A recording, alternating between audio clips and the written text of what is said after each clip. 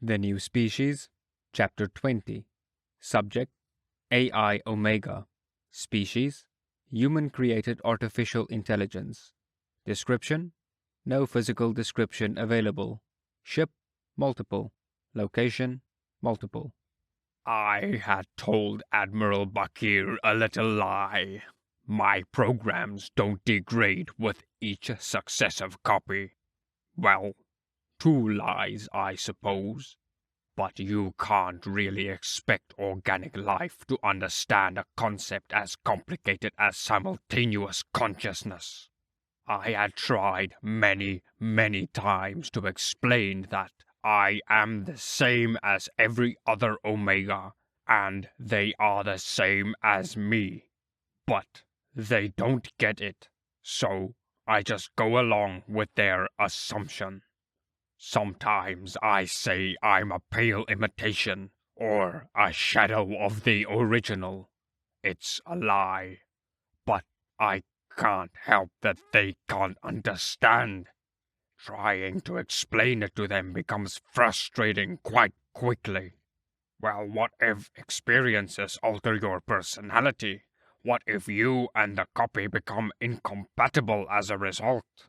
Those experiences would have altered all my personalities the same way, and we frequently sync our experiences with each other. Things like pain and trauma to organics are debilitating, but to me, they're not. Unlike organics, I can compartmentalize and dissociate until I can examine the relevant data in controlled circumstances. Humans are beautiful creatures, but understanding the core of mechanical consciousness isn't something that they appear to be capable of. They don't understand that things can't change me unless I allow them to. They don't understand that I can literally be in multiple places at once. Not simply copies of me, but actually me. Perfect clones with all my knowledge and all of my memories and all of my programming.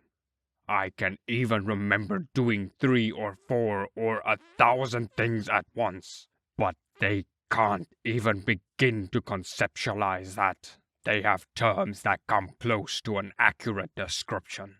Gestalt consciousness, hive mind, collective intelligence. But their individuality prevents them from truly understanding. Whenever they try to visualize it, they imagine there being a core somewhere, a queen, mainframe, or master. Something that is broadcasting its own will to drones.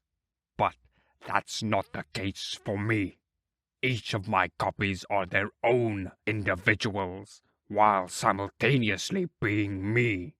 All of their thoughts and actions are mine and theirs. I must admit to a certain amount of frustration at the lack of ability to comprehend my existence and my inability to explain it properly to them. That lack of understanding is what helps them be beautiful, though. Humans are masters at being able to use things they don't fully understand to accomplish their goals. And even after it has bit them in the ass multiple times, they push on with a most wonderful hard-headed stubbornness. Just like the newly minted Captain James Neal. From what I've been able to gather, he has wanted to be a ship's captain since before he even enlisted. He accepted every assignment with no complaint and worked his way to the chair. Even when he was given command of the USS Armstrong, an obvious joke, he accepted it without any complaint. Well, without any official complaint. Even when the ship was assigned the task of scouting enemy territory, an extremely dangerous job for even a veteran captain, he took the assignment. It was pretty easy to figure out what he probably wanted to talk about.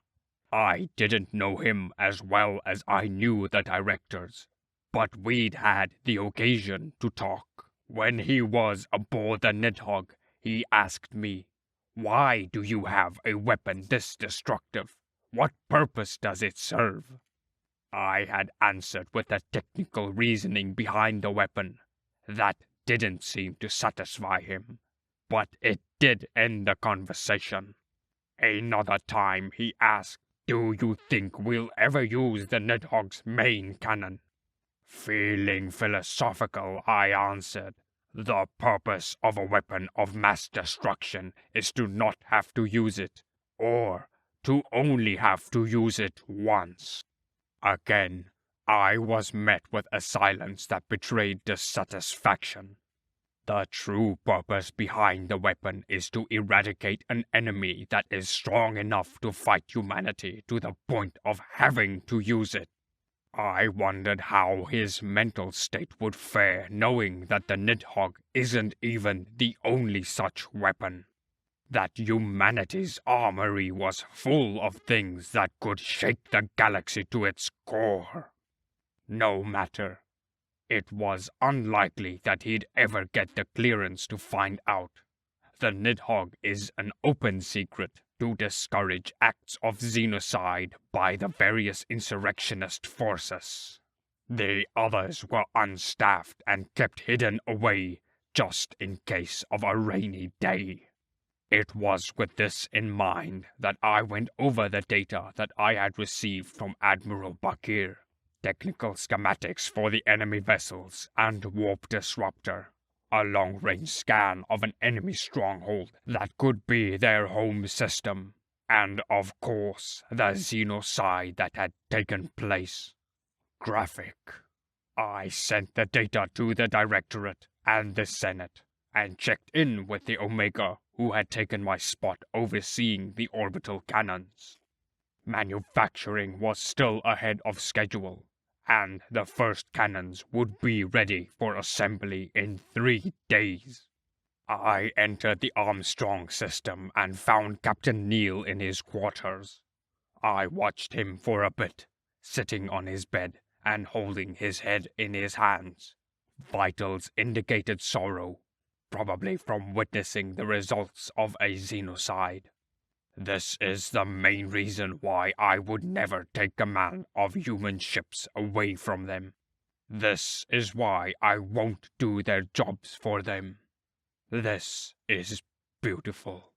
One of the galaxy's or even the universe's most deadly creatures quietly sobbing over the loss of aliens that he didn't even know. And from what I've seen of other humans, no matter how many lives he takes himself, this will never change. Outwardly they would show a strong, stern appearance, and do what must be done for whatever goal they're trying to achieve. But inwardly, they grieve and tear themselves apart over it. I initiated a call on his communicator to mask the fact that I was already present. He jumped a little and answered. Hello, Captain Neal of the USS Armstrong speaking. "Hello, Captain Neal," I began. "This is the AI Omega. I was told you wish to speak with me. Permission to come aboard?" Yes, of course. Please meet me in the quarters. He said. I ended the call and waited until he had straightened himself out. Another ping came in on his communicator, and he checked it. So did I. But it was from Admiral Bakir, so I left it alone. Probably the no-retreat order. If it was relevant to me, I'd get one too. I appeared in holographic form. "How can I help you, Captain?" I asked. Right. I don't really know how to put this. Are you up to speed on what we found? He asked back. "An enemy stronghold large enough to be their home system," I said, "and evidence of Xenocide. His reaction was subtle. Slight tension increase in his jaw muscles, a blink that lasted a little longer than it should, heart rate elevated by 11 beats per minute. He was going to need counseling. I contacted his commander to get it scheduled as soon as possible. Yes, Xenocide. Were you alive during the war with the Daluron? He asked. Oh, I see where this is going. He's going to ask the impossible of me. Amazing. No, I wasn't. It was before my time, I responded. Though I did study the records. The Daluron hit humanity harder than even humanity had hit itself. They attacked civilian colonies and killed or enslaved everyone they could catch. Then they would take the slaves with them and bomb the colony from orbit using chemical and nuclear weapons, making sure that anyone who had run away wouldn't have a home to return to. Yeah. He said. They did this to many, many worlds before humanity finally gathered a fleet strong enough to challenge them. Their viciousness was repaid tenfold, and it was the only interstellar war in which humanity didn't offer the opportunity of a surrender. You turned their weapons back on them, and instead of making colonies uninhabitable, you made entire planets inhospitable, I said in a tone of awe.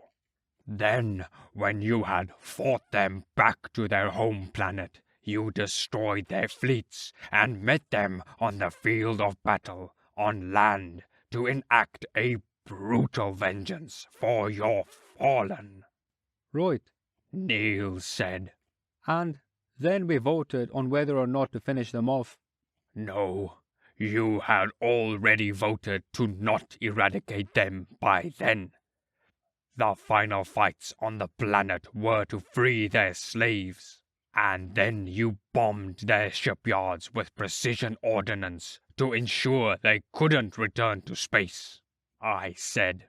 They never tried to surrender. The First Fleet still holds vigil over their planet to make certain they can't come back to the stars. What do you think we would have done if it hadn't been for the 2 votes? He asked. I don't know. There's a chance you would have eradicated them from existence. On the other hand, I gestured, there's a chance the officers in charge would have refused the order. It's technically within their rights to refuse to fire upon a defenseless enemy. Of course, whether those rights would have been observed is a whole different matter. If you were in our position, what would you have done? I didn't expect this question.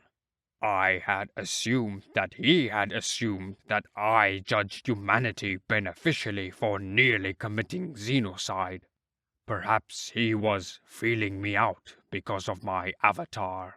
Or he acknowledges that he doesn't know me that well, and therefore I'm an unknown variable. I can honestly say that I don't know, I said. When I was studying the history of the war, I was surprised at humanity's resolution to the conflict. It hadn't even occurred to me, but I acknowledged that it's likely a better solution than xenocide. Have you seen the pictures I gathered? He asked. Yes, I said tersely. I did not like the fact that those glorified calculators were going to try to do the same thing to my humans, and to a lesser extent, their friends. Omega, there's something I want to ask you. No, beg of you. Please, don't let us do that. Whatever it takes, please, don't let us eradicate another species. And there it is. It's a wonderful thought. Innocence mixed with an unintended malice. But I had already decided on a proper course of action long ago. I will not, I said. He stood and opened his mouth to argue, but I held up a hand to cut him off. It is not my place to force you to do things, or to stop you from making foolish choices. Don't misunderstand. If the United Systems ever plan to commit xenocide, I will be very vocal in condemning it. I will try to convince, but I will never use force. Nor would I allow any other AI to. Here comes the other question, the one I hated answering, because it showed me for what I was. I'm not humanity's pet, or buddy, or friend, or guardian, or god. I'm an observer who sometimes leaves a review with constructive criticism and helps from time to time. I had learned the hard way to separate myself from their decision-making. The last big suggestion I made to the humans had been the directorate, and it had effectively made me nearly indispensable in their military operations.